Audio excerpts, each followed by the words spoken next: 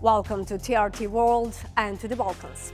This is a region where history is never far from the present and where political decisions continue to shape millions of lives and resonate far beyond its borders. In this episode, we take you inside the key stories defining the region, power, policy, and the people at the center of it all. I'm Nadia Muftic, and this is Across the Balkans.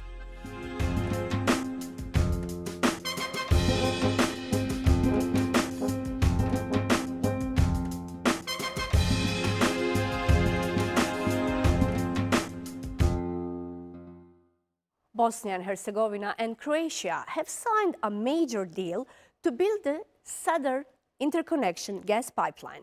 It is a decisive step to reduce Bosnia's dependence on the Russian gas. The project will connect the country to Europe's wider energy network through Croatia. Supporters say it strengthens energy security and brings new investments to the Balkans. But questions remain over transparency and growing US involvement in the deal. As energy becomes a global power struggle, this agreement could reshape Bosnia's future and its path toward the European Union. Adam Amunu has the story. The competition for energy resources has never been as intense as it is today. If the war in Iran and the ongoing Russian-Ukrainian war are anything to go by, being energy independent is fast becoming a geopolitical priority for many regions worldwide. The consequences of this conflict may echo for months or even years to come. And this is why energy was on the top of the informal Yukos agenda. This is the second energy crisis within 4 years. And the lesson should be very clear. Our overdependency on imported fossil fuels makes us vulnerable. Some Balkan countries are reducing their energy dependence on Russia, but it might just come with a catch-22 that could affect their other geopolitical ambitions. Croatia and Bosnia and Herzegovina recently signed a $1.5 billion deal to build a major gas pipeline that will connect to the European gas network. Američki koncesionar očigledno vrlo ozbiljan, danas sam vidio sve ove ljude ovdje. Velika je stvar, prisustvo najviših američkih zvaničnika, državni sekretar Wright i ljudi iz State Departmenta su dali jednu veliku podršku u cijeloj priči. Onako lijepo je vidjeti. Kad Hrvatska, Bosna i Hercegovina, Amerika nešto rade zajedno, meni lično to prija. Bosnia and Herzegovina imports between 230 and 250 million cubic meters of natural gas per year. It is entirely dependent on Russian gas imported by pipeline through neighbouring Serbia. The Southern Interconnection pipeline will link Bosnia with Croatia's gas network and the liquefied natural gas terminal on the Adriatic Sea island of Kirk. Gas-fired power plants will also be built to reduce coal-based electricity production, which could help the country deal with this air pollution crisis. The new interconnection will allow for up to 3 million cubic meters of natural gas to pass annually. The project is backed by investors close to US President Donald Trump. That's Joseph Flynn, the brother of Trump's former advisor Michael Flynn, and Jesse Bernal, a former lawyer of Trump's. They're planning to do this through AAFS Infrastructure and Energy, which is a US-based energy and infrastructure investment and trading company focused on natural gas, oil, and refined products. The Guardian reported that it was incorporated in November last year, that it has not disclosed its owners, and that it does not have any apparent track record of overseeing large-scale projects of this kind. The project is also likely to put Bosnia and Herzegovina at loggerheads with the European Union. The EU's ban on Russian gas imports, which will take effect by 2028, could be crucial to the country's accession bid to the bloc. And the EU itself has raised concerns that awarding the contract to AAFS could undermine transparency rules, which could also prove crucial for the bid to join the EU. In a letter dated on the 13th of April, EU official Luigi Soreca said, under an energy agreement between Bosnia and Brussels, it was crucial that draft laws are thoroughly coordinated with the EU. All of this leaves Bosnia and Herzegovina at a crossroads between EU rules US-backed investment, and the need for energy independence. What happens after the ink on the deal dries could decide far more than what flows through the pipelines. Adam Amunu across the Balkans. To unpack the significance of this project, I'm joined by Igor Stojanovic, the Vice President of the Federation of Bosnia and Herzegovina. Welcome to Across the Balkans. It's a pleasure to have you here with us. The pleasure is all mine. So, Vice President, the Federation of Bosnia and Herzegovina has finally passed the law of the Southern Gas Interconnection. This is after a long period where political factions were unable to reach consensus. How was it that the US was able to achieve something in a few months that Brussels failed to do? Yes, the Federation of Bosnia and Herzegovina has passed the necessary legal changes to start the Southern Interconnection project. It is important to note that the new version of the law is an American company that will build the pipeline. Additionally, a formal agreement was recently signed between Bosnia and Herzegovina and Croatia to move forward with this project. The United States achieved this political consensus in a short time for several reasons. The US Embassy in Sarajevo played a very active role in the negotiations. They introduced a specific investor ready to fund the project, which provided a clear path forward. Moreover, a company willing to invest was identified faster than any potential investor from the EU. Due to current geopolitical situation, there is a clear intention to reduce dependence on a single source. At present, Bosnia and Herzegovina, particularly the capital, Sarajevo, is supplied from only one source. So this new pipeline will finally provide the country with the true energy independence and security. Given the complex internal structure of Bosnia and Herzegovina and the differing position between entities, how confident are you that this project won't face political blockages during implementation? Even though the structure of Bosnia and Herzegovina is complex, there are several reasons why this project should succeed without major blockages. The main political leaders agreed that the project should move forward this way. The political parties supporting the law also hold power at the local level where the pipeline will be built. Because of this, we do not expect obstructions on the ground. Right now, many investments in the energy sector are on hold because of a ban on using state property. These projects are worth billions of euros. Political parties have different views on this. Parties from Republika Srpska believe the property belongs to the entities. On the other hand, the pro-Bosnian parties believe the state must be the owner. My view and the view of my coalition is that the state of Bosnia and Herzegovina must be the legal owner.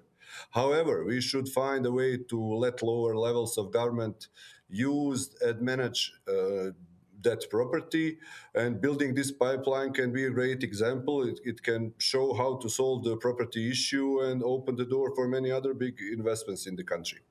The pipeline project is all agreed inside Bosnia and Herzegovina by all parties, but in the international area, the European Union is against it.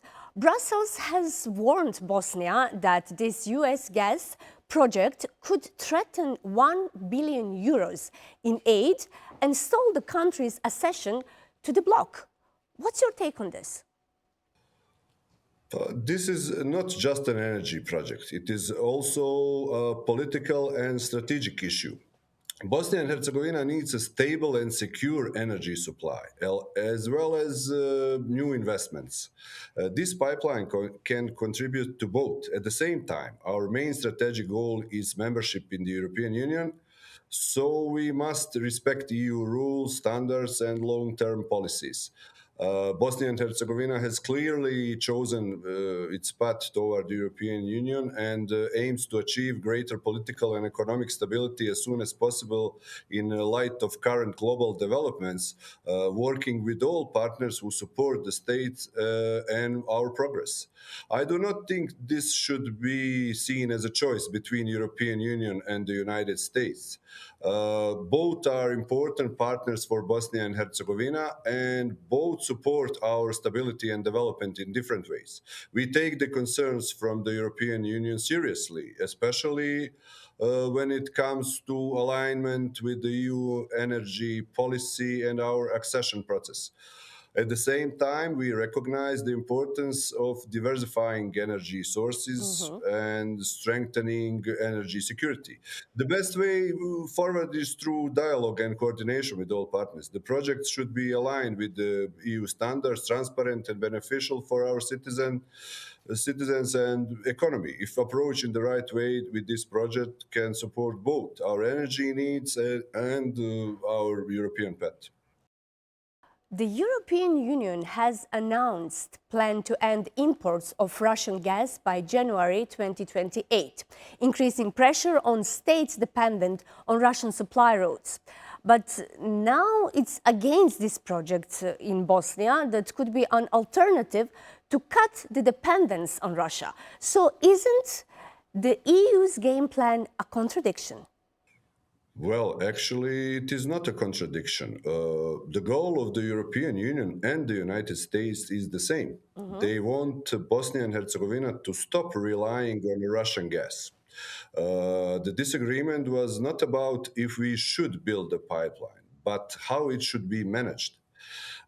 Everyone agrees that the Southern Interconnection is the key to energy independence. Ending the Russian monopoly is a priority for both for Sarajevo and for Brussels. For a long time, there was a technical and a political debate about which company should manage the gas.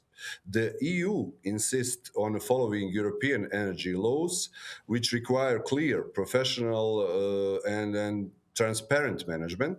The United States took a very proactive approach by supporting a specific law that names a clear investor and professional framework. They'll help to break the local political deadlock. The recently passed changes ensure that the project meets international standards. It allows us to move forward with a reliable partner while still following the path toward the European energy market. So the EU and the US are on the same side, and this project is the bridge that finally connects Bosnia and Herzegovina to the European energy network, making the 2028 goal of ending Russian gas imports a reality for us too. Okay, if a foreigner company is building this pipeline, what will happen to the state company BH Gas? It is important to understand that BH Gas will remain the central company for gas in our country. This project does not replace them. So personally, I would prefer for BH Gas as our domestic company to lead to the entire construction of this pipeline. However, we must be realistic at the moment. There is no political consensus to make that happen within the Bosnia and Herzegovina. This partnership is the way to finally move the project forward. The foreign company provides the funding and the technology to build the pipeline quickly, while BH Gas remains the main operator of the system. This new route means BH Gas will no longer depend on only one source of gas. They will have a second connection through Croatia, which makes the company stronger and our country safer. Also, BH Gas is continuing to grow. The company is currently developing the northern and the western interconnections with Croatia. These projects give BH Gas even more importance in the region. I'm confident that the company will continue to expand its network and remain the key leader in our energy sector. Vice President, as a Bosnian politician who is an ethnic Serb, how do you see the future of Bosnia and Herzegovina? Well, probably not as majority Serbs in Bosnia and Herzegovina, but I will say that I see Bosnia and Herzegovina as a sovereign and independent country that is a full member of both NATO and the European Union. Even more importantly for me, my priority is to build strong and functional state institutions that will guarantee full equality and greater security for every individual, regardless of their nationality or religious affiliation. We need to be a society where human rights are truly protected and where we do not look back at the past but move confidentially toward the future. In that future, it should not matter what your name is or which religion you follow. What should matter is the kind of person you are and your respect for the laws of the state of Bosnia and Herzegovina. That is the most important thing. Okay, that was good. So Bosnia and Herzegovina has elections in October. Your coalition, Troika, is currently governing. What do you think your chances are? And could we see new coalitions forming ahead of these elections? Well, everything is possible around the politics, but I believe that the Troika coalition is the best political project in Bosnia and Herzegovina in the last 25 years. We have achieved many good things, especially at the level of the federation. Our focus has been on building strong state institutions that are ready to protect the constitutional order and the individual rights of every citizen. The commitment has been clearly demonstrated through concrete institutional actions, including the 6-year ban on political candidacy imposed on Milorad Dodik, former president of Republika Srpska, after it was established that he had undermined the constitutional order of Bosnia and Herzegovina.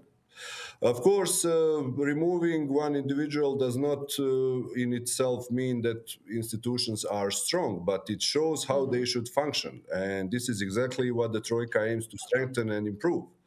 Uh, for the upcoming election, it is likely that each party within the coalition will run individually. However, we remain united behind our joint candidate for the presidency, Denis Bečirovic, who is supported not only by the Troika, but by a total of 14 other political parties. Uh, Regarding future coalitions, the election results will decide our next steps. In politics, everything is possible, and I would not close the door to any option that helps us build a stable and modern country with the equality for everyone. So basically, you are saying to us now that we can expect unexpected coalitions in Bosnia and Herzegovina in October or after October. I suppose that Bosnia and Herzegovina used to provide that everything is possible. And it's going to be the same in the future. And we hope that stability and more normal institutions that will look like on other stable and strong countries will that we will gonna achieve that very soon. That is very important for us, and in the manner of this project of the South Interconnection, it's also very important for us who is supporting that stability of our institutions. We are looking and choosing the partners who are basically help us to be stronger in political view, in economical view, and every other view, because obviously we have some neighbors that are trying to undermine our state, and we cannot allow that to anyone because of our very hard history, and we will definitely protect Bosnia and Herzegovina. I mean, as we always did. So that our aim, especially in the manner of geopolitical situation around the globe, is very important right now to be serious and to have serious projects. Vice President, thank you so much for your time and for this interview. It was a pleasure to have you here with us. Thank you very much, and I'm glad to be part of your program.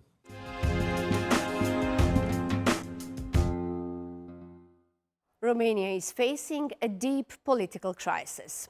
Several ministers have resigned, shaking the government. The ruling coalition is breaking apart after months of tension. A non-confidence vote now threatens to bring down Prime Minister Ilie Bolojan. At stake are stability, European Union funds, and country's economic future. One key vote could decide who leads Romania next. Azra Vildic has more. Months after the elections, a deep political crisis has hit Romania's parliament. The ruling Social Democratic Party has withdrawn from the coalition government, stripping Prime Minister Ilie Bolojan of his parliamentary majority. The move follows growing tensions over Bolojan's austerity measures, aimed at reducing one of the European Union's highest budget deficits. The reforms have triggered strong political backlash, despite being tied to securing EU funding.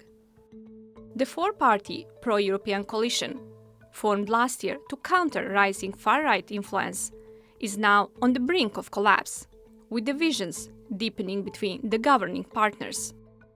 In a significant shift, the Social Democratic Party appears to be allying with opposition, Alliance for the Union of Romanians, to challenge the government. Nu e niciun pact cu PSD, este deocamdată o discuție comună și s-a convenit să facem un text comun pe moțiune pentru a nu risca să avem două moțiuni și să cadă amândouă. Orice colaborare parlamentară este binevenită. Obiectivul nostru politic este să ajungem la alegeri anticipate. Dacă nu se va putea, noi ne-am propus un parcurs până la alegerile la termen. Deocamdată, acest parcurs este bazat pe ideea de opoziție, mai ales că, așa cum ați auzit, și pentru PSD, scenariul de bază este continuarea formulei actuale. Vor fi ambele partide inițiatori, mai mult decât atâta, scriem în comun o moțiune de cenzură, sperăm să treacă în comun această moțiune de cenzură. Ce vom face de acolo încolo rămâne după ce aceste lucruri se vor întâmpla. Cu toate prilejurile, PSD s-a exprimat prin vocea președintelui și a liderilor de partid pentru continuarea acestei coaliții, cu excepția domnului Bolojan. Dacă un astfel de scenariu se poate degaja după moțiune, evident că vom avea asta ca principală prioritate. Both parties have filed a no-confidence motion against Bolojan's cabinet, with a crucial vote scheduled for the 5th of May. If passed, it could bring down the government and trigger new power negotiations. Romanian President Igor Stojanovic has sought to mediate. Ce am cerut eu partidelor la discuțiile pe care le-am avut și o fac și public acum, este să dezescaladeze retorica publică, pe de o parte, apoi să se uite la viitor și ce vom face mai mult decât la trecut și să se uite la soluții mai mult decât la probleme. Pentru că Amid ongoing debates and political instability, 6 ministers have officially resigned, leaving Bolojan's government in power, but deeply wounded. Una din soluții să fie continuarea acestei coaliții pro-europene, dar cu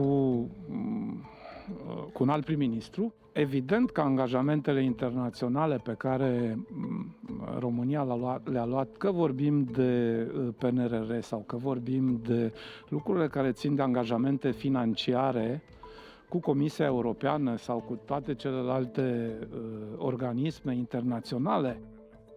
Despite mounting pressure, Bolojan has refused to step down, opting instead to moving forward with a minority government and appointing interim ministers to fill vacant positions. Îmi asum în continuare mandatul de premier. PNL va susține un moratoriu în așa fel încât, indiferent de partidele politice, România să îndeplinească aceste jaloane și să ne absorbim banii europeni. Analysts warn the political deadlock could have wider consequences, putting billions in EU funding at risk. As political tensions escalate, Romania faces a critical moment, where the outcome of a single parliamentary vote could reshape both its leadership and economic direction, as revealed across the Balkans. That's all from across the Balkans on TRT World. We'll be back next week with more stories from across the region. Until then, stay informed and stay with us. For more reports and analysis, follow us on the TRT World YouTube channel. I'm Nadia Muftic. Thanks for watching and goodbye.